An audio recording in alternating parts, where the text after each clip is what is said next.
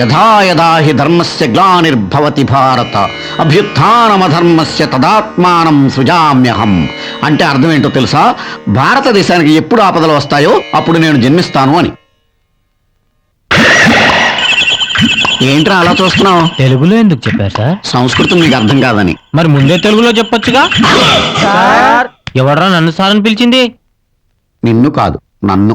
ఓహో, ఏంట్రా నా దగ్గర ట్యూషన్కి జాయిన్ అవ్వాలనే ఆలోచన వచ్చిందంటే మీ బ్రెయిన్స్ పెరిగినాయి అన్నమాట. అసలు వీళ్ళకి బ్రెయిన్స్ ఉంటే కదండి పెరగడానికి. సార్, పేడ కుప్పల్లాంటి మా పిల్లల్ని తీసుకొచ్చి మీ చేతుల్లో పెడుతున్నాం. పేడ కుప్పలనేనా?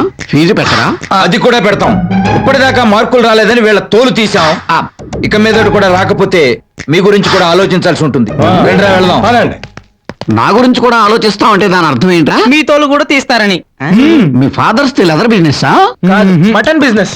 బిజినెస్ గురించి మనకి ఎందుకురా? ఎడ్యుకేషన్ గురించి ఆలోచించుకోవాలి. రేయ్, పట్టుబట్టి ఈ ట్యూషన్ చేరినందుకో తెలుసారా? ఫస్ట్ క్లాస్ లో పాస్ అవడానికి. ఇదిగో ఇలా అసహ్యంగా మాట్లాడితే నాకు కోపం వస్తుందిరా. ఇంత ఫీజు కట్టి ట్యూషన్ లో చేరింది చదువుకోవడానికా? చండాలంగా. మరి అటు చూడరా. అదేంట్రా అక్కడ అంతమంది అబ్బాయిలు ఉన్నారు? ఆ పక్కన అమ్మాయిల ట్యూషన్ లో అంతకన్నా ఎక్కువ మంది అమ్మాయిలు ఉన్నారా? ఓహో.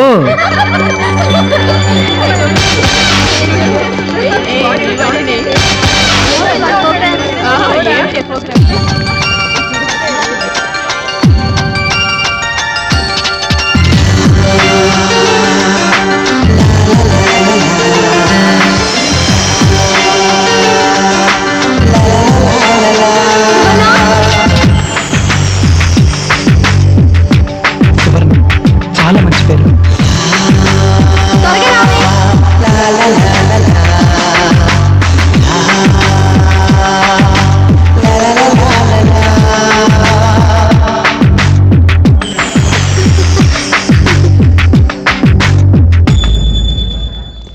సువర్ణ,